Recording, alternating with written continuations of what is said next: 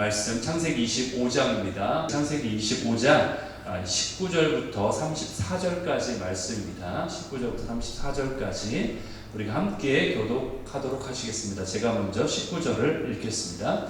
아브라함의 아들 이삭의 족보는 이러하니라. 아브라함이 이삭을 낳았고 이삭은 40세에 리브가를 맞이하여 아내를 삼았으니 리브가는 바단 아람의 아람 족속 중 부두엘의 딸이요 아람 족속 중 라반의 누이였더라. 이삭이 그의 아내가 임신하지 못함으로 그를 위하여 여호와께 간구하매 여호와께서 그의 간구를 들으셨으므로 그의 아내 리브가가 임신하였더니 그 아들들이 그의 태숙에서 서로 싸우는지라. 그녀가 이르되 이럴 경우에는 내가 어찌할꼬 하고 가서 여호와께 묻자오되 여호와께서 그녀에게 이르시되 두 국민이 내 태중에 있구나. 두 민족이 내 복중에서부터 나누이리라. 이 족속이 저 족속보다 강하겠고 큰 자가 어린 자를 섬기리라 하셨더라.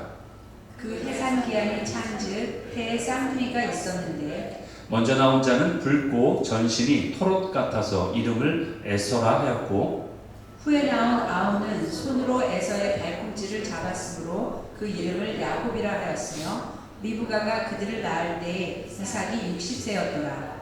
그 아이들이 장성함에 에서는 익숙한 사냥꾼이었으므로 들사람이 되고 야곱은 조용한 사람이었으므로 장막에 거주하니 이삭은 에서가 사냥한 고기를 좋아하므로 그를 사랑하고 리브가는 야곱을 사랑하였더라. 야곱이 죽을 쑤었더니 에서가 들에서 돌아와서 심히 피곤하여 야곱에게 이르되 내가 피곤하니 그 붉은 것을 내가 먹게 하라 한지라.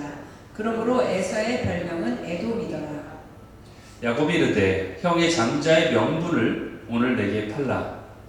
에서가 이르되 내가 죽게 되었으니 이 장자의 명분이 내게 무엇이 유익하리요. 야곱이 이르되 오늘 내게 맹세하라. 에서가 맹세하고 장자의 명분을 야곱에게 판지라. 야곱이 떡과 팥죽을 에서에게 주매 에서가 먹으며 마시고 일어나 갔으니 에서가 장자의 명분을 가볍게 여김이었더라. 아멘. 이렇게 34절까지 오늘 말씀 나누겠습니다. 오늘 창세기 25장 19절부터 34절까지 말씀 가지고 나눌 제목으로 내 안의 모든 것을 내려놓고 Laying down everything before the Lord 이라는 제목으로 함께 나누겠습니다. 여러분 이미 다 아시잖아요, 그렇죠? 예, 아브라함 얘기도 많이 아시지만 이 야곱 이야기도 많이 아는 이야기입니다. 오늘 본문을 보면 알 수 있는 게 뭐냐면은 부모인 그 아버지 이삭 그리고 어머니 리브가 이 두 사람이 서로 좋아하는 자녀가 좀 다르다라는 것을 우리가 좀 보게 돼요, 그렇죠? 예. 물론 그래서는 안 되는데 부모가 어떤 편애를 해서는 안 되는데 그런 모습이 있다라는 것을 성경은 여과 없이 그대로 보여주고 있습니다. 아버지 이삭의 성향을 보면은 매우 조용한 성격이라는 것을 보게 되죠. 네. 우리가 이미 알고 있어요. 싸움을 싫어하는 평화주의자라는 것도 우리가 알 수 있습니다. 그러고 보면 에서와 야곱에게 드러나 있는 그 성격이 아버지 이삭을 더 닮은 것 같지는 않은 것 같아요. 예. 아버지 이삭은 아들 야곱과 같이 그렇게 막 약삭 빠르거나 뭔가 일을 할 때 빨리빨리 추진하거나 잔머리를 굴리거나 이러진 않습니다. 이삭이. 그렇게 남들이 와서 우물을 뺏었을 경우에 그냥 내어주는 모습을 보죠, 그렇죠? 그리고 다른 데 가서 비록 자기가 파더라도 내어주는 그런 모습을 보면서 평화주의자다라는 생각이 들고 뭔가 어그레시브한 그런 성격은 아니에요, 그렇죠? 그리고 약삭 빠르거나 그런 성격도 아닙니다. 그렇다고 사냥하기를 좋아하는 첫째 아들처럼 활달하거나 어떤 강인한 성격도 아닌 것 같아요, 그렇죠? 그런 외향적인 그런 성격도 아니에요. 그렇다고 보면 첫째 아들 에서의 성격 또는 둘째 아들 야곱의 그런 성격의 많은 부분들이 오히려 리브가 쪽, 친가 쪽의 성격에서 많이 왔다라는 것을 우리가 보게 돼요. 그래서 왜 그러냐면 성격에 비춰진 리브가의 성격을 딱 보게 되면은 이삭보다 좀 더 적극적이죠. 그리고 결단력이 굉장히 빨라요. 이삭의 아내를 구하러 왔을 때 바로 본인이 그날 바로 따라가겠다고 리브가 결단하지 않습니까? 뭔가 결단력이 빠르고 굉장히 활달하다는 것을 보게 돼요. 그래서 첫째 아들 그 에서의 적극적이고 충동적인 모습 또는 둘째 아들의 야곱의 주어진 기회를 탁 잡는, 캐치하는, 놓치지 않는 그런 모습들이 오히려 아버지 이삭보다는 오히려 아내인 어머니 리브가의 성격에서 왔을 가능성이 더 많다는 것을 우리가 볼 수 있다는 거죠. 그와는 달리 또 아버지 이삭의 성격을 닮은 점도 좀 있습니다. 야곱에게 나타난 조용한 성격이 바로 그것인데 오늘 본문의 27절에 이렇게 나와 있어요. 야곱은 조용한 사람이다라고 성격을 이야기하고 있죠, 그렇죠? 그래서 장막에 주로 거주했다 이렇게 나와 있어요. 이런 어떤 조용한 성격에 대한 부분들은 아버지를 좀 닮은 부분이 있는 것 같아요. 근데 두 아들 중에서 그나마 야곱은 하나님을 섬기는 아들이었다면 첫째에서는 어땠나요? 하나님을 섬기는 그런 마음에 드는 그런 사람이 아니었습니다. 아버지 이삭은 이러한 에서를 보면서 어떤 생각이 들었을까? 그의 연약한 이러한 모습을 보면서 하나님을 어떻게 하면 첫째 아들이 더 잘 섬길 수 있을까? 그런 자로 성장하게 할 수 있을까? 돕고 싶지 않았나 생각이 듭니다. 28절에 보면은 이삭이 에서를 좋아한 이유에 대해서 이렇게 이야기하고 있어요. 이삭은 에서가 사냥한 고기를 좋아하므로 그를 사랑했다 라고 말하고 있어요. 여러분, 어느 부모가 고기를 더 가져다 주었기 때문에 더 사랑했다 라고 생각할까요? 그렇죠? 나에게 뭔가를 더 줬기 때문에 자녀를 사랑한다, 이런 부모는 없을 거예요. 그렇죠? 어쩌면 아버지 이삭은요 조용하고 섬세한 성격이었기 때문에 오히려 반대 성향인 그 첫째 아들, 활동적인 첫째 아들 에서에게도 끌렸을 가능성이 있지 않을까 이런 생각도 해봅니다. 그리고 또 이러지 않을까요? 부모들은 또 장자에 대한 어떤 기대와 애정이 남다르지 않습니까? 장자니까. 근데 이 장자가 모자라다는 것을 하나님으로부터 듣게 되죠. 어떻게 들어요? 창세기 25장 오늘 본문 23절에 보니까 큰 자가 작은 자, 어린 자를 섬길 것이다. 그러니까 나중에 커서 에서가 야곱을 섬기게 되는 입장이 될 거야. 이 얘기를 미리 들은 거예요. 그러니까 장자에 대한 기대도 있고 또 장자의 큰아들을 세워주고 싶은데 그리고 이 아들이 나중에 잘 되지 않는다는 것을 알고 있다 보니까 오히려 하나님을 제대로 섬기지도 못하고 이러한 연약한 모습만 보니까 더 치근한 마음이 들었다는 거죠. 그러니까 아버지 입장에서는 어떻게 하면 에서에게 하나님을 온전히 섬기는 신앙을 심어줄 수 있지? 어떻게 하면은 우리 아이가 잘 자랄 수 있지라는 것이 항상 아버지의 고민이었을 거라는 생각이 듭니다. 그래서 이 아들의 연약함을 알기 때문에 에서를 더 가까이에 두고 그리고 그 잡은 동물을 대접하면은 야, 아빠는 네가 잡은 고기가 너무 맛있다 이렇게 하면서 더 친근하게 더 관심을 가지고 배려하지 않았나 그런 모습을 설명을 이렇게 했지 않았나 저는 생각이 들어요. 성경은. 오늘 에서와 야곱을 보면은 우리가 느끼는 게 어쩌면 저렇게 에서와 야곱이 쌍둥이지 않습니까? 같은 날에 이게 시간 태어난 쌍둥이에요. 같은 어머니 뱃속에서 태어난 쌍둥이인데도 서로가 다른 모습을 보이는 것을 보게 되죠. 그렇죠? 이렇게 한 어머니에게서 한 날에 같은 배에서 태어난 쌍둥이조차도 다른데 여러분 여기 앉아 계신 분들은 서로 다른 가정에서 다른 부모 밑에서 자랐고요. 다른 환경에서 자랐고 다른 교육을 받았고 그런 특성이 있는 우리는 얼마나 다를까요? 그렇죠? 얼굴만 다른 것이 아니라 생각하는 것도 다르고 마음 씀씀이도 다르고 그러니까 우리 각 사람의 숫자만큼 각자가 다르다고 해도 과언은 아닐 거라 생각이 듭니다. 우리가 주변 사람들을 보면서 어떤 때는 이해를 많이 할 수도 있지만 어떤 때는 참 봐도 참 이해가 되지 않는 경우가 있지 않습니까? 여러분들이 주변 사람을 보면서 많은 부분은 여러분들이 많이 이해를 믿기 때문에 이해를 하시겠지만 어떤 부분에서는 야 어떻게 인생을 저렇게 살지? 이렇게 여러분들이 속으로 생각할 수 있다라는 거예요. 어떻게 저렇게 생각하지? 이렇게 느낄 때가 분명히 있다라는 겁니다. 여러분 표정 보니까 안 그런 것처럼 시침이 떼고 계신데 우리는 분명히 그런 생각을 하고 살 때가 있다라는 거예요. 정말로 우리들의 생각이 다양하지 않습니까? 동일한 사건을 보면서도 해석하는 생각이 다르고 그 방향이나 해결책도 다르게 생각을 합니다. 이렇게 다양한 사람들이 한 가족을 이루며 산다는 것이 결코 쉬운 일이 아니에요. 오늘 본문에 나온 것처럼 피를 나는 형제, 쌍둥이조차도 다양한 성격, 다양한 견해, 다양한 의견 차이로 싸우고 힘들어하는데 심지어 예수 그리스도의 피로 거듭났다고 하지만 한 가족이 된 우리 모두가 전혀 다른 환경에서 자란 사람들이 모여서 살아간다는 이 자체가 어쩌면 저는 이것이 기적이라고 생각합니다. 여러분들이 주님께 기적을 보여달라고 기도하실 텐데 여러분들이 이미 기적을 보고 계세요. 예, 이렇게 한 가족을 이루는 기적을 보고 계시다는 거예요. 여러분 이렇게 서로 다른 사람들이 서로 어떻게 다른지를 많은 사람들이 연구를 했습니다. 그동안. 그래서 그 연구의 결과로 나온 것들이 물론 완벽할지는 않을지 몰라도 상당 부분은 우리 자신을 돌아보는데 도움이 되는 그러한 연구 결과들이 나오고 있어요. 예를 들자면 여러분들이 알고 있는 그 의학의 원조가 누구예요? 무슨 선서라고 하죠? 히포크라테스, 그렇죠? 히포크라테스는 사람 성품을 4가지로 구별을 했어요. 예, 저도 뭐 대학교 때 이걸 배웠는데 이게 맞는지 모르겠어요. 첫째는 낙천적이고 사교적인 사람들은 다혈질이라고 구별을 했고요. 예, 다혈질이 별로 좋아 보이진 않지만 어쨌든 낙천적이고 사교적인 사람은 다혈질이고, 냉정하고 침착한 사람들을 점액질이라고 이렇게 분류를 했고요. 분석적이고 조용한 사람을 우울질이라고 이렇게 분석을 하고, 그리고 마지막으로 성격이 급하고 뭔가 급히 막 하고 짜증이 많은 사람을 담즙질이라고 이렇게 분류를 했어요.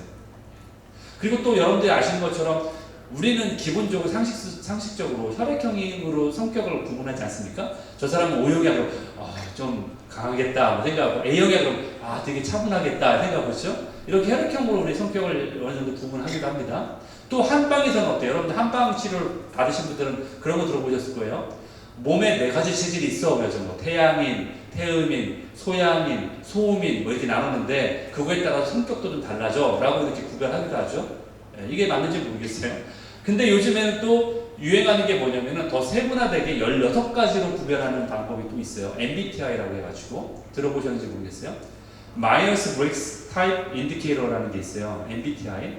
뭐 크게 4가지로 구별하는데 외향적인 성격이냐 내향적인 성격이냐, 그래서 extrovert냐 introvert냐 이렇게 나눕니다. 이것은 외향적인 사람 E라고 지금 나와있죠. 지금 스크린 나오는데, 외향적인 사람은요 외부 세계에도 관심이 많고 사교적인 활동적인 사람, 그리고 내향적인 I를 가진 사람은 내면에 더 집중하고, 그리고 이런 사람들은 내가 이해가 온전히 된 다음에 행동하는 사람이에요. 미리 계획을 하고 행동하는 사람, 그렇죠? E는 무작정 행동부터 하고서 나중에 수정하는 사람이고 반대로, 그렇죠? 이게 다르죠? 두 번째는 감각적이냐 직관적이냐, 이거는 정보를 수집하고 인식하는 성향이에요. 그래서 감각형인 사람은 감각적으로 수집한 것을 자기 경험에 집중하는 사람이고요. 직관형인 사람은요 자기 경험을 재해석하는 사람이에요. 이걸 좀 쉽게 얘기하면은, 만약에 사과라는 단어를 딱 던져주면은, 감각형인 사람은요 사과를 딱 생각할 때 빨갛다, 동그랗다, 맛있다 이걸 생각하고요. 직관형인 사람들은요 사과라는 말을 딱 던져주면요 백설공주, 뉴턴 이런 사람을 생각하는 거예요. 거기까지 더 생각하는 사람은 직관형이라는 거예요. 그리고 사고나 감정은 뭐냐, 띵크하고 필러가 있는데, 사고는 이거는 정보를 판단하고 결정 내리는 성향인데, 사고형은 객관적인 상황에 주목하고요. 그래서 어떤 원칙이나 규범을 중시하는 사람이에요. 그리고 대신에 감정형인 필러들은 어떤 관계나 상황에 대한 것에 대해서 더 치중하는 사람이라고 합니다. 그리고 판단이나 인식, 마지막, 이것은 실생활에 대처하는 방식인데, 판단형은요 어떤 조직적인 체계를 중요하게 생각하고 목적의식이 뚜렷해요. 주관이 뚜렷하고. 근데 인식형은요 즉흥적 상황에 유연하게 대처할 수 있다고 합니다. 이렇게 서로 달라요. 그래서 저는, 여러분 이거 혹시 안 해보신 분들은 인터넷에서 거기서 MBTI라는 걸 딱 치시면요 영어로도 나오고 한글로도 나와가지고 이게 질문에 답을 하면 내가 무슨 형인지 나오게 됩니다. 그래서 저 같은 경우는 예전에는 INFJ가 나왔어요. INFJ가 나왔는데 지금 최근에는 ISTJ가 나오더라고요. 성격이 조금씩 바뀌는 것 같아요. 그래서 이렇게 다양한 기질과 성격을 가지고 있는 게 바로 우리들이라는 거죠, 그렇죠? 그래서 근데 과연 그렇다면 우리가 어떻게 사는 것이 올바르게 살아가는 것인가? 이렇게 다양한 기질과 성격을 가지고 있는데 과연 어떻게 사는 것이 맞는가? 여러분, 우리는 이러한 다양한 성격과 기질을 갖고 있기 때문에 내가 가지고 있는 기질과 생각과 판단이 가장 옳다라고 스스로가 생각하고 있다는 거예요. 내 겉으로는 그렇게 이야기하지 않지만, 다양성을 인정해야 된다고 하지만 내 속에서는 이러한 내가 가지고 있는 기질이 좋다라고 생각합니다. 내가 가지고 있는 것이 맞다라고 생각을 해요. 그렇기 때문에 다른 사람이 가진 기질을 보면서 폄하하고 왜 저렇게 생각하지? 라고 이해하지 못한다는 거예요. 이것이 바로 우리 인생의 모습이라는 거죠. 내 기질은 좋은데 저 사람의 기질도 좋아. 이렇게 생각하는 사람은 별로 없습니다. 사실은. 예. 그래서 은연중에 내가 가진 어떤 성격이나 기질이 나의 판단 기준이, 내가 생각하는 판단의 기준이 된다라는 거예요. 그래서 그렇지 않은 사람을 바라볼 때에 왠지 불편하고 왠지 부정적인 생각을 가지고 그렇게 속으로 판단하는 그런 삶을 살게 된다는 거예요. 여러분, 우리는 하나님께서 우리를 모두 만드셨죠. 그렇기 때문에 우리가 생각해야 되는 판단 기준은 바로 이러한 내가 가지고 있는 어떤 기질이나 성격이나 이런 것이 기준이 아니라 하나님이 보시기에 좋았더라 라는 판단 기준으로 바라보아야 된다는 거예요. 이것은 정말 주님이 우리를 주님의 형상대로 아름답게 만드셨기 때문에 가능한 거예요. 그리고 그렇게 해야만 된다는 거예요. 여러분, 만약에요, 저와 같은 사람만 이 세상에 존재한다면 이 땅에 복음이 전해지지 않았을 거라고 생각해요. 왜냐하면 저는 아까도 말씀드린 것처럼 첫째 제가 뭐였다고요? 아이였다고. 이가 아니라 저는 아이예요. 그렇기 때문에 모르는 사람에게 말을 잘 못합니다. 예. 왜 그러세요? 제가 그래요. 제 아내는 안 그래요. 근데 저는 그렇습니다. 저는 아이예요. 제 아내는 이고요. 그래서 모르는 사람에게 말을 하는 것이 어떤 사람에게 좀 수월할 수 있어요. 그렇죠? 예. 그래서 저는 부침성 있게 모르는 사람에게 다가가서 접근하고 자연스럽게 이야기를 하는 성격이 아니에요. 그렇기 때문에 만약에 저와 같은 사람만 이 땅에 쫙 있었으면 복음이 전해지는데 굉장히 오랜 시간이 걸렸을 것 같아요. 그런데 그렇지 않은 사람이 있기 때문에 사도 바울은 일일 거예요. 분명히. 그렇죠? 예, 아이는 아닐 것 같아요. 예. 그래서 그런 의미에서 주님이 사용하시는 부르심과 은사가 다르듯이 각 사람들을 사용하시는 기질과 성격이 다르다는 것을 분명히 알려주시는 거고, 그래서 모든 자들이 다 필요하다는 거죠. 예. 그래서 우리 이렇게 서로가 지체가 될 수 있다는 거예요. 서로가 다르기 때문에. 모두가 손이 되어서는 안 돼요. 우리 몸에 손은 몇 개 있어야 돼요? 2개면 충분해요. 이 손이 3개가 있다든지 그러면은 그런 사람을 우리 뭐라고요? 예, 기형아라고 부르죠. 그렇게 태어난 아이를. 그렇죠? 손이 2개여야 돼요. 모두가 다 다리가 되어서는 안 돼요. 모두가 다 눈이 될 수는 없어요. 보는 게 좋다고 해서 나는 보고 싶어요. 내가 눈이 될 수 없다는 거예요. 다양한 역할, 다양한 기질, 다양한 은사, 다양한 달란트. 이렇게 우리는 주님의 몸 안에 각자가 다양한 역할을 맡은 이러한 지체들이 한 몸을 이루는 것이 바로 교회의 비밀이라는 것이라는 거죠. 에서는 활동적이고 적극적인 사람입니다. 그렇죠? 오늘 본문에 보면 에서는 활동적이고 적극적이어서 밖으로 돌아다니죠. 사냥도 하고. 이런 사람은 어떤 걸 배워야 될 것 같아요? 이런 사람은 무엇을 배워야 되죠? 앉아있는 걸 배워야 돼요. 앉아있는 거. 야곱처럼 장막에 머무는 걸 배워야 돼요. 이런 사람을 앉아있는 것을 이해하지 못해요. 오히려 이런 성격인 사람들은요, 가만히 앉아있는 것을 이해하지 못해요. 뭔가를 막 해야 돼요. 집안에 있어도 뭔가를 막 해야지. 가만히 앉아있으면 이상한 눈으로 쳐다봐요. 너 왜 가만히 있어? 뭔가를 해야 돼요. 하루라도 집에 못 있어. 좀 있으셔야, 그렇죠? 밖에 나가야 돼. 누굴 만나야 돼. 활동적인 사람한테는 앉아있는 것 자체가 고문이에요. 그렇기 때문에 이런 사람들은요, 주님 안에 머물러 있는 것이 참 쉽지 않아요. 기도의 자리에 앉아있는 게 쉽지 않아요. 앉아있어야 되니까. 가만히 뭔가 막 주님의 일을 뭔가 벌리고 해야 되고 뭔가 해야 되는데 가만히 앉아있는 자체가 쉽지 않은 거죠. 그래서 이런 자들은요, 이런 사람들은 일을 하지 않거나 사역이 없으면은 불안해요. 뭔가 마음에 불안해요. 그리고 일이나 사역이 없으면 자신이 어떻게 도태되는 것처럼 생각하기도 하고 또는 자신이 퇴보한다고 생각을 해요. 그래서 스스로에 대한 그런 일들이 계속 진행이 반복이 되고 길어지면은 스스로에 대한 자신감이 없어져요. 그리고 삶의 의욕을 상실하게 돼요. 일이 없어지거나 그런 일들이 없게 돼요. 그래서 이런 분들은 일 속에서 뭔가 행복을 찾고 자신의 존재감을 확인하고 그래서 계속해서 할 일과 사역을 찾아서 헤매는 사람이 되기 쉽다라는 거죠. 반드시 일을 통해서 자아 성취감을 느껴야 되는 이런 분들은 그래서 하나님이 나를 사랑하시는 이유조차도 나를 사랑하시는 그 이유조차도 내가 하는 일과 사역에서 찾으려고 해요. 그 이유를. 나 존재 자체로 사랑한다는 것이 아니라 내가 이런 일을 하니까 나를 사랑하시는 거야. 내가 이런 일을 더 많이 하면 나를 더 사랑하시는 거야 라고 생각하게 된다는 거예요. 이런 착각에 빠질 수 있다는 거죠. 그래서 자신이 뭔가 업적을 이루거나 교회에서 어떤 사역을 통해서 큰 일을 이루면은 그 일로 스스로를 굉장히 자긍심을 가지고 스스로 뿌듯하게 생각할 수 있다는 거예요. 이런 분들이 신앙생활을 하게 되면은 하나님과 상관이 없는 그러한 내 열심의 사람이 될 가능성이 높다는 거예요. 모두가 다 그런 건 아니에요. 그러나 그러기가 쉽다는 거죠. 성향상. 그런데 이것이 참 무서운 거예요. 왜 무섭냐면은 하나님의 뜻이나 하나님의 때와는 관계없이 내가 하는 일에 초점이 맞춰지고 자신의 일과 생각이 기준이 되기 때문에 그 안에 주님이 계시지 않을 가능성이 높다는 거예요. 그래서 무서운 거예요, 이게. 주님이 말씀하시기 전에 내가 먼저 움직여야 되고, 주님이 원하는 것보다는 내가 먼저 더 달려가야 되고, 그래서 그러다 보니까 내 의지와 내 의욕이 넘치기 때문에 자주 실수를 할 수가 쉽다는 거예요.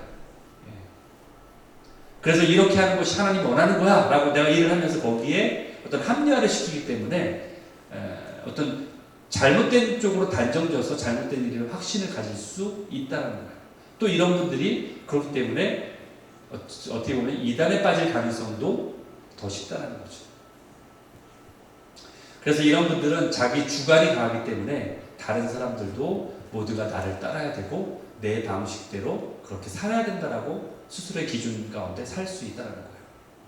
그래서 내 방식대로 하지 않으면 저 사람은 아무것도 제대로 못하는 사람이야 라고 평가를 내리거나 때로는 그것이 더 지나치면 저 사람은 믿음이 없는 사람이야 라고 평가를 내리기까지 하게 된다는 거예요.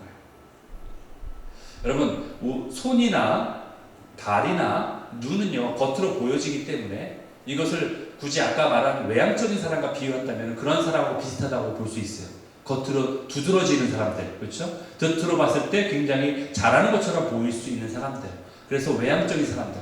그러나 자신이 겉으로 드러나 있기 때문에 꽤나 중요한 나는 역할을 하고 있다라고 생각하기 쉽다는 거죠. 그러나 심장은 눈에 띄지 않습니다. 심장은 눈에 보이지가 않아요. 그런데 심장이 왜 중요한지 모르는 사람은 없죠. 그렇죠? 그러나 심장이 보이지 않기 때문에 중요하지 않다라고 느낄 수 있다는 거예요. 하지만 심장이 뛰지 않으면 모두가 죽어요. 눈도 죽고 손도 죽고 다 죽는 거예요. 교회 공동체에서도 누군가는 이 심장과 같은 역할을 하는 자가 있다라는 거예요. 있어야 된다는 거예요. 너무나 중요해서 반드시 필요하지만 그러나 그 역할을 감당하지 않으면 안 되는 그러한 역할을 분명히 누군가는 해야 돼요. 그러나 그 사람은 보이지 않는 곳에 있다는 거예요. 그것이 우리에게 중요해요. 어떤 사람은 우위의 역할을 해야 되고요. 어떤 사람은 허파의 역할을 해야 돼요. 그리고 누군가는 우리 몸 안에 복을 해독하는 간의 역할을 해주는 사람도 있어야 된다는 거예요. 간이 별거 아닌 것 같아도 해독을 해주지 않으면 우리 몸은 죽을 수밖에 없어요. 사람들 사이에 상처가 생겼을 때, 사람들 관계 사이에 화평이 깨어질 때 누군가 그 안에서 해독을 해주고 그 안에 화평을 주는 그러한 피스메이커 역할을 해줄 사람이 분명히 있다는 거예요. 그 사람의 역할이 평상시에는 별로 두드러지지도 않고 그렇게 중요한 역할인 것처럼 보이지 않지만 그 사람이 갈 때 그곳에 화평이 있고 그 사람이 가는 곳에 왠지 평안함이 느껴지고 그런 사람이 있다면 그것은 굉장한 역할을 하는 중요한 이곳 부르심으로 주님이 분명히 부르셨다는 거예요. 그 피스메이커 역할도 중요하다는 거예요. 모든 사람은요 각자 하나님 앞에 사용되어지고 각자 자신에게 주어진 역할이 분명히 있다는 거예요. 입이나 눈이 말하기를 너희들은 쓸모없어. 너희가 하는 일이 뭐가 있어? 라고 이렇게 말한다는 거죠.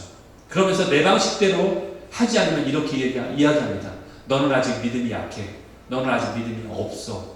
이렇게 폄하하는 슬픈 현실이 바로 우리의 삶의 모습이라는 거예요. 그런데 주님은 사도 바울을 통해서 우리에게 이렇게 말씀하고 계세요. 고린도전서 12장에 이렇게 말합니다. 이걸 여러분이 좀 더 이해하기 편하게 제가 현대 성경으로 이렇게 보여드립니다. 눈이 손들어 너는 내게 쓸모없어 라고 말할 수 없습니다. 또는 머리가 발들어 너는 내게 필요 없어 라고도 말할 수 없습니다. 그리고 가장 약하고 별로 중요하지 않게 여겨지는 지체가 실제로는 가장 필요한 부분입니다.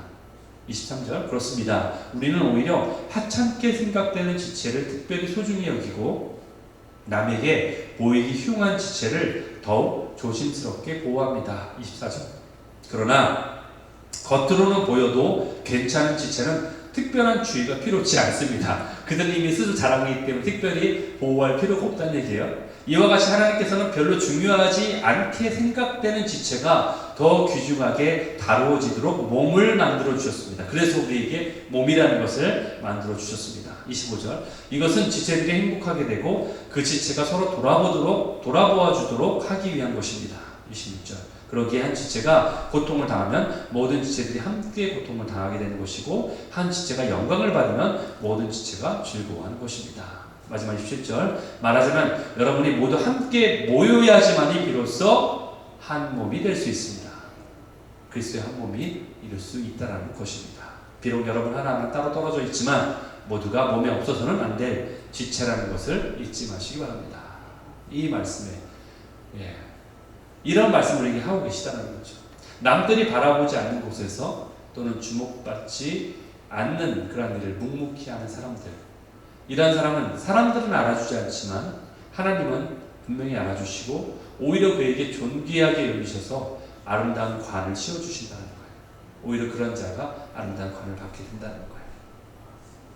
여러분, 만약에 여러분들이 어떠한 자인지 모르겠어요. 저는 여러분들이 손과 눈과 겉으로 보여지는 그런 역할을 감당하시는 분인지 제가 딱 1년 됐기 때문에 여러분들 어느 정도 파악은 했지만, 그러나 여러분 스스로 생각할 때 나는 손인지, 내가 눈과 같은 자인지, 아니면 나는 정말 이 안에 보여지지 않는 피스메이커와 같은 간과 같은 역할을 하는 자인지.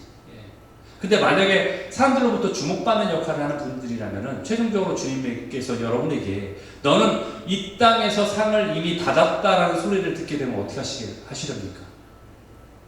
만약에 마지막에 주님께 갔을 때 너는 이 땅에서 이미 상을 받았으니까 여기서 상은 없어 라고 한다면 얼마나 비참할까요? 그 말씀이 6장 2절에 나오지 않습니까? 마태복음. 그러므로 구제할 때, 여기서는 구제란 일이라는 어떤 예를 들었지만 그것이 다른 일이라고 볼 수도 있죠. 그렇죠? 사역할 때, 어떤 일을 할 때에 외식하는 자는 뭐예요? 겉과 속이 다른 자가 외식하는 자죠. 외식하는 자처럼 사람에게 영광을 받으려고, 사람에게 눈에 띄어서 내가 어떤 인정을 받고 사람들한테 영광 받으려고 회당과 거리에서, 즉 밖으로 사람들 앞에서 하는 것 같이 너희 앞에 나팔을 불지 말라. 스스로가 막 자랑하고 떠벌리고 내가 이런 일을 하고 있어, 나는 이런 일을 한 사람이야, 내가 이런 일까지 했는데 이러고, 뭔지 아시죠? 이 얘기가? 그러면 뭐라고 얘기하냐? 그들은 자기 상을 이미 받았다. 그러니까 떠벌린 자체로 인정을 받는 자체, 그 자체가 이미 상을 받는다는 거죠. 물론 상을 받으면 좋죠. 나쁜 건 아니지만 그 상을 이미 받았기 때문에 내세에 주님이 있는 그 영원한, 여러분 아무리 오래 살아도 100살인데 100년과 영원한 삶과 바꾸신다면 어떤 걸 더 중요하게 생각하시겠습니까? 영원한 삶 가운데 그 상을 받는 것이 더 좋지, 단지 이 100년의 삶 동안만 상을 받고 말다면 그건 더 끔찍하지 않습니까? 이런 것을 바로 우리가 분별해야 된다는 거예요. 성숙하지 못하면서, 여기서 전제 조건이 있죠. 성숙하지 못하면서 적극적이고 활동적이고 의지적이기만 한 사람들은, 모든 사람들이 자신이 정해놓은 어떤 기준, 자기가 옳다고 여기는 방식을 따르도록 그렇게 강요하고 그렇게 생각하는 경향이 있다는 거죠. 이것이 정말 무서운 거예요. 본인은 성숙하지 않은데 자신의 방식대로 사람들이 생각하길 바란다는 것. 이러한 거에는 분명히 한계가 있을 수밖에 없다는 거예요. 그렇기 때문에 우리는 주님 안에 머무르고 그리고 주님의 음성을 듣는 연습을 해야 되는 거예요. 내 스스로가 내가 세운 기준과 방식을 추구하고 그것을 주장하는 것이 아니라 주님 앞에 내 겸허하게 앉아서 머무르는 연습을 해야 된다는 거예요. 그렇게 하나님의 생각과 하나님의 마음으로 내 안에 채워질 때, 그것이 그러한 채워진 걸 가지고 다른 사람을 바라볼 때는 우리가 하나님의 시선으로 그것을 바라볼 수 있게 되는 거예요. 그때서야 비로소. 왜냐하면 내 안에 하나님의 마음과 생각이 채워졌기 때문에 그것을 가지고 다른 사람을 바라볼 수 있게 되었기 때문이에요. 그러나 그렇지 않은 자는 내가 가진 기준과 내가 가진 생각으로 다른 사람을 판단할 수밖에 없다는 거죠. 왜냐하면 내가 내가 그동안 경험한 것이 그것이 다르기 때문에 그 한계를 벗어날 수 없어요. 사람은 그 한계를 벗어날 수 없습니다. 아무리 뛰어난 사람도요, 여러분 아무리 박사학위를 가지고 아무리 많이 배우고 또는 아무리 많이 경험을 했을지라도 그냥 거기까지예요. 내가 경험한 거기까지고, 내가 박사학위를 받았으면 내가 나의 메이저가 어디인지 그 공부한 거기에서만 박사지 나는 다른 곳에서는 문외한인 거예요. 그렇기 때문에 나의 한계는 거기까지인 거예요. 그래서 우리는 하나님의 능력과 그것을 받아야 되는 거예요. 내 안에 그래서 하나님의 마음과 생각이 충만해지기를 우리가 기다려야 돼요. 어디에서? 주님의 임재의 자리에서 기다려야 돼요. 기다리다가 하니까 여러분들이 막 저 세상 나이트클럽에서 기다리시거나 여러분들 뭐 주님은 나를 푸른 초장으로 인도하신다고 말씀에 적용해서 잔디밭만 항상 찾아서 잔디밭이 어디예요? 골프장만 항상 가셔서 거기서 기다리시다거나 뭐 그런 것이 아니라 주님의 임재의 장소. 물론 뭐 골프장에서 하나님을 만날 수도 있어요. 그것이고 아니라는 거예요. 주님은 어디든 계시기 때문에 그럴 수는 있지만 제가 말씀드린 의미를 아시죠? 주님의 임재가 강한 곳, 주님의 임재가 항상 임하시는 곳, 그곳에 우리가 머물러 있는 연습을 해야 된다는 거예요. 여러분, 주님의 임재가 항상 강한 곳이라고 하면은 그럼 여러분들도 그래요. 심지어는 골프장까지도 여러분들이 주님의 임재가 강한 곳으로 만들 수 있습니다. 그러려면 어떻게 돼요? 골프장에서 기도하셔야 돼요. 골프가 아니라. 그럴 수 있어요, 진짜로. 그리고 여러분 주님의 임재가 강한 장소를 여러분의 가정을 만들 수 있어요. 골방을. 여러분이 클라짓, 한 장소를 정해서 기도의 장소로 장에서 그곳에서 기도한다면 그곳이 주님의 임재가 강한 장소가 될 수 있다는 거죠. 그곳에서 기다리면서 주님 앞에 기다려야 된다는 거예요. 여러분 저는 제가 주님 앞에 깊은 관계가 되는 것이 무엇인지 잘 몰랐어요, 예전에. 그리고 제가 영성이란 말을, 여러분들 영성이란 말 못 들어보신 분 혹시 계세요? 영성. 없으시죠, 그렇죠? 영성 훈련, 영성 연습, 뭐 영성을 뭐 길러야 된다, 영성이 높다 이런 얘기 들어보고 영성가, 영성의 대가 이런 얘기 들어보셨잖아요. 그렇죠? 저도 영성에 대한 책들을 많이 봤습니다. 예. 제가 전도사 때부터 시작해서 뭐 신학교도 나왔으니까 그렇죠? 당연히 그렇겠죠.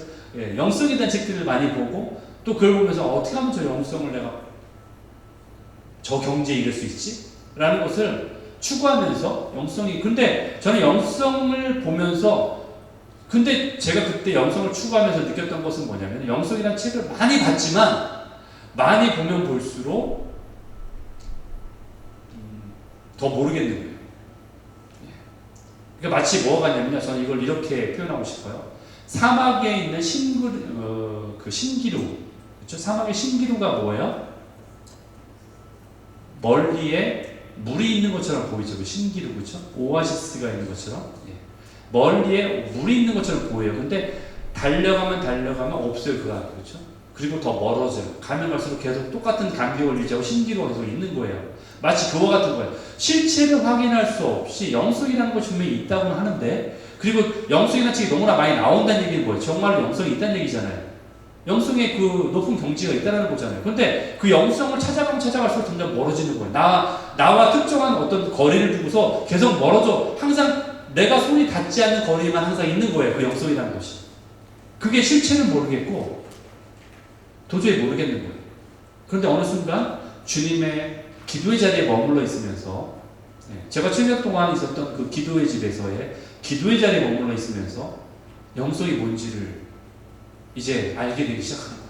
아, 이게 영성이구나. 어떤 특별한 사람만 누리는 게 아니구나. 예. 리차드 포스터 같은 특별한 영성가만 누리는 게 아니구나. 예.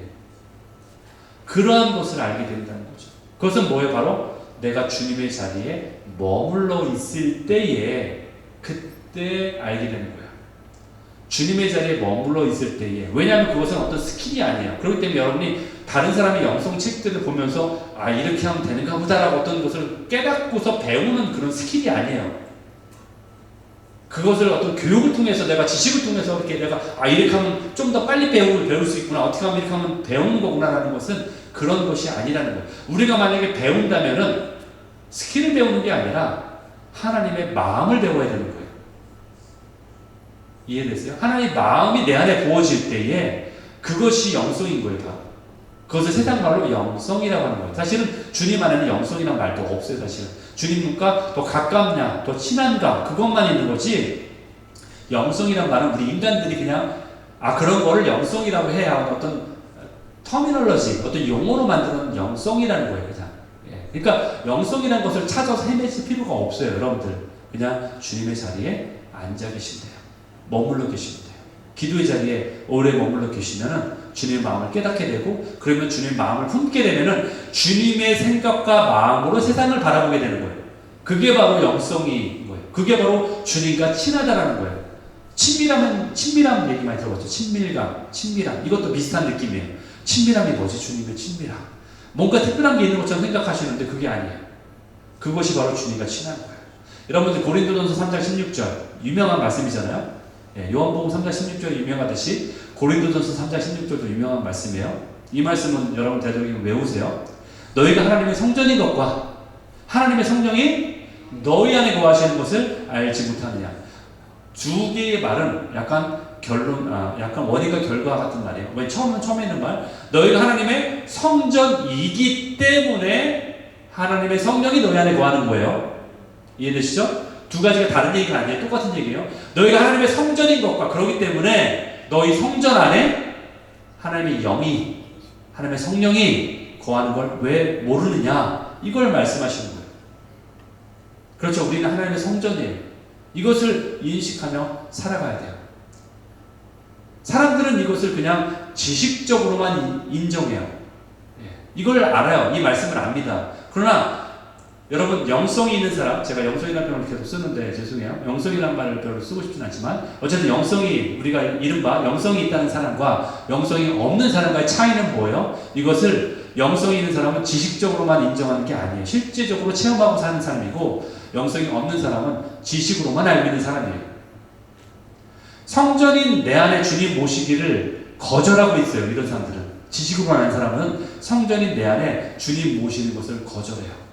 내 안에 성령님이 이미 계신데 자꾸 외부에서 찾으려고 해요. 자꾸 일을 통해서 찾으려고 해요. 자꾸 사역을 통해서, 자꾸 내가 뭔가를 업적을 이루고 뭔가를 해야 되고, 뭔가 막 우리 교회에 뭔가 부서를 만들어서 뭔가 설치해서 이걸 통해서 뭔가 이 큰 일을 이루고 사람을 이만큼 교육을 시켰고, 이런 것을 업적을 보여야만이 주님이 나를 인정해 주시고 내 영성이 높아진다고 스스로 착각하고 있다는 거죠.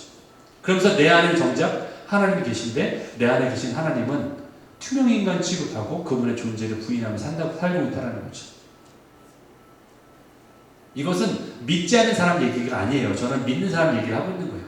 믿는 사람인데도 이렇게 한다는 거예요. 주님이 계시다는 것을 머리로만 알지 실제로 인정하지 않는 거예요. 여러분, 그래서 가장 먼 거리가 어디예요?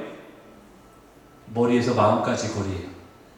몇 변밖에 안 되는데 가장 먼 거리가 머리에서 마음까지. 머리로 믿는 수준은 이미 모든 교인들은 머리로 믿고 있어요. 그러나 정말로 주님의 사람은 마음으로 믿는 거예요. 실제로 인정하는 거예요.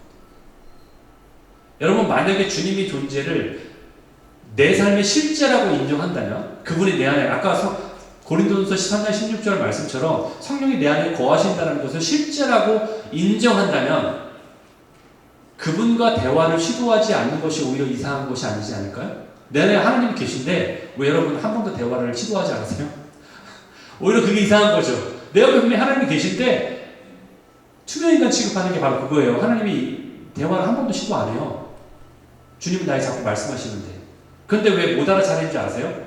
주님은 나에게 계속 말씀하시는데 내가 왜 그 음성을 못 듣는지 아세요? 내 영적인 감각이 무뎌져 있기 때문에 그래요.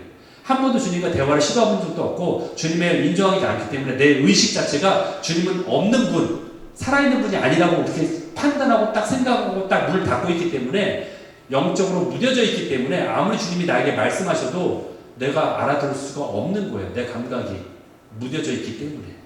그게 뭐예요? 볼지어다 내가 문 밖에 서서 두드리노니 누구든지 문을 열면, 근데 문을 안 열고 있으니까 두드리는 소리가 안 들리는 거예요. 두드리고 계신가? 밖에 계신 거야? 내 안에 계신 거야? 모르는 거죠. 이것이 우리의 한계라는 거예요. 자기 의로 충만한 사람들은요, 그것이 한계예요. 그것이 이성이 가지고 있는 한계라는 거예요. 여러분, 어떤 사람은 내향적이기 때문에 혼자 있는 것을 좋아하는 경향을 가지고 있죠. 우리가 지금 기질에 대한 얘기를 제가 많이 말씀드렸는데, 혼자 있는 것을 좋아하는 사람 중에, 저도 이제 그런 사람 중에 한 사람인데, 이런 사람들은 움직이는 것보다 조용히 사색하는 걸 좋아하죠. 그런데 어떤 영적인 면에서는 조용히 사색하는 것을 더 좋아하는 사람이 더 유리할 수 있어요. 어떤 면에서는. 왜냐하면 주님을 딴 생각 공상으로 빠지지 않는 이상 주님을 생각하고 그런 사람들은 더 깊이 주님과 교제할 가능성이 있어요. 그런데 이러한 자들이라고 할지라도 성령의 어떤 건강한 인도하심을 받지 못한다면은 야곱처럼 되게 교활해질 수 있는 위험에 빠질 가능성이 있다는 거예요. 야곱은 조용해서 그가 장막에 머물길 좋아했지만 처음에 야곱의 모습은 하나님을 온전히 믿는 자의 모습은 아니었어요. 그렇죠?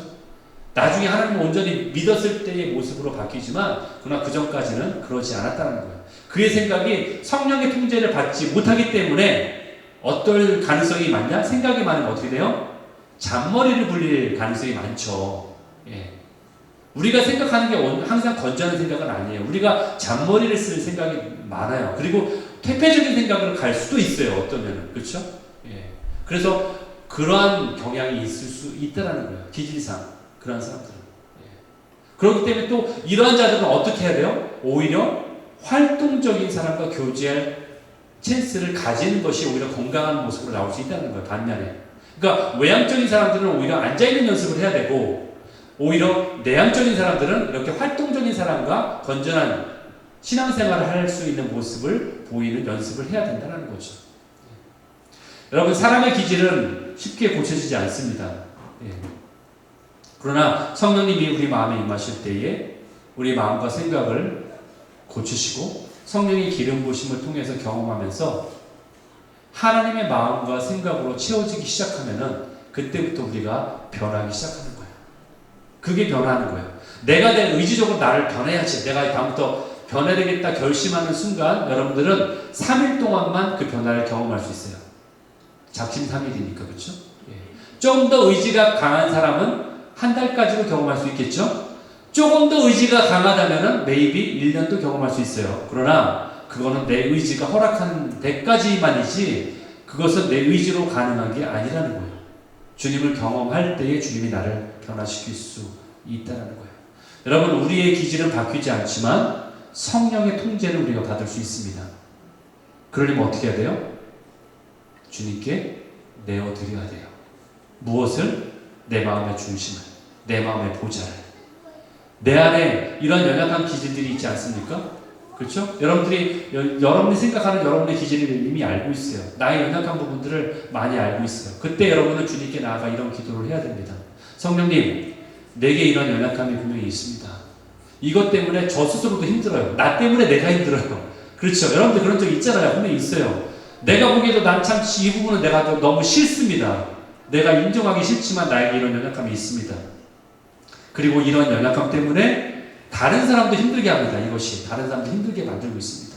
주님, 내 안에 이러한 연약한 기질들이 나올 때마다 주님, 내 안에 더 오셔서 강하게 역사하시고 나를 붙들어 주세요. 성령님, 나의 연약한 부분들을 고쳐주세요.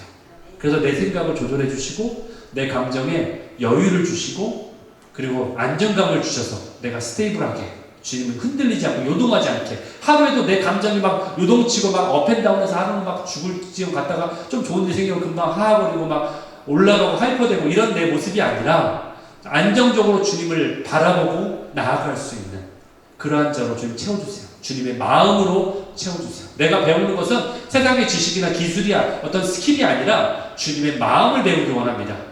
그러한 마음으로 주님 앞에 기도해야 됩니다. 하나님 나라의 실제는 바로 하나님 아버지 되시는 그 아버지를 그 아빠의 마음을 이해하는 데서 시작할 수 있어요. 아버지 마음을 이해할 때 아버지가 나를 바라보는 시선을 이해할 때 내 스스로를 사랑할 수 있어요. 그리고 그럴 때에 참 아버지에게 나를 내어드릴 수 있어요. 세상의 사람들은 아버지가 누군지 모르는 자들이에요. 참 아버지가 분명히 있는데 나를 만드시고 나를 지으신 참 아버지가 있는데 아버지가 누군지 몰라서 세상에 나가서 옆집 아저씨한테 아버지인 줄 알고 쫓아다니는 사람이 바로 세상 사람들이에요. 바로 고아와 같은 자들. 참 아버지가 바로 있는데도 불구하고 누군지 몰라서 옆집을 기웃거리고 사는 사람들. 우리는 정말 아버지를 알고 있지 않습니까? 참 아버지 앞에 나가서 아버지라고 부르세요. 아빠라고 부르시면서 아빠의 마음을 알게 해주세요. 그 아빠의 마음을 배우게 해주세요. 그 안에 자라게 해주세요. 그래서 내 안에 참 변화가 있게 해주세요. 이러한 기도가 우리 모두에게 있기를 축원합니다. 우리 함께 일어나셔서 주님 앞에 고백하면 좋을 것 같아요. 오늘 이 찬양이 바로 이와 같은 찬양의 고백이에요. 내가 주인 삼은 모든 것 내려놓고 내가 주인으로 삼고 있는 것들, 내 안에 있는 것들, 그것을 다 주님 앞에 내어놓고, 아이돌이라고 하죠, 우상이라고 하죠. 그게 무엇인가? 내 주님 대신 그 주님 앞으로 나아가서 내가 사랑했던 모든 것을 주님 앞에 내려놓고 주님만 사랑합니다. 후반절에 후렴에 이렇게 나왔어요. 주님의 그 사랑, 거친 풍랑이 와도 깊은 바다처럼, 저 깊은 바다는 움직이잖아요. 풀면은 움직여도 파도가 쳐도 그 깊은 심해는 움직이지 않습니다. 그처럼 우리를 잠잠케 만드시는 주님. 주님의 사랑이 바로 내 영혼의 반석과 같은 분이기 때문에 나를 잠잠케 하십니다. 그 분님 앞으로 나아갑니다 라는 고백으로 주님 앞에 드립시다. 내가 주인 삼은 모든 것 내려놓고 내 주 대신 주 앞에 나가 내가 사랑했던 모든 것 내려놓고 주님만 사랑해. 한 번 더 찬양합니다. 내가 주인 삼은 모든 것 내려놓고 내 주 대신 주 앞에 나가 내가 사랑했던 모든 것 내려놓고 주님만 사랑해. 주 사랑 거친 풍랑에도 깊은 바다처럼 나를 잠잠케 해. 주 사랑 내 영혼의 반석 그 사랑 위에 서리. 내가 주인 삼은 모든 것 내려놓고 내 주 대신 주 앞에 나가 내가 사랑했던 모든 것 내려놓고 주님만 사랑해. 내가 주인 삼은 모든 것 내려놓고 내 주 대신 주 앞에 나가 내가 사랑했던 모든 것 내려놓고 주님만 사랑해. 주님 사랑, 주 사랑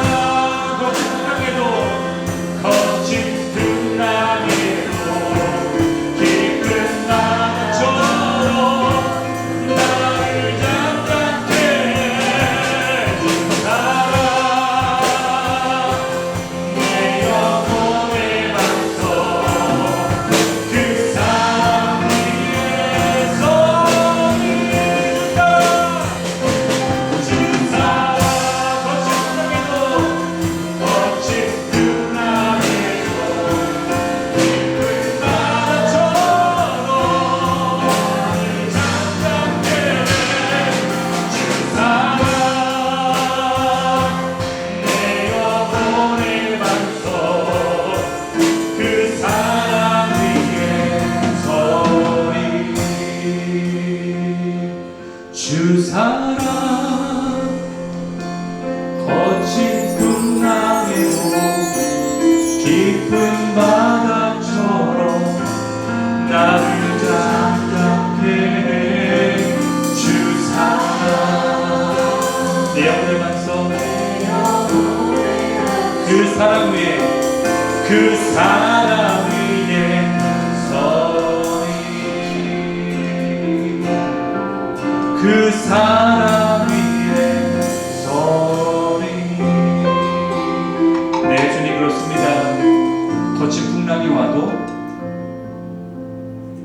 나를 잠잠케 하시는 그 주님이 계시기에 내가 요동하지 않고 잠잠할 수 있음을 이 시간에 고백합니다.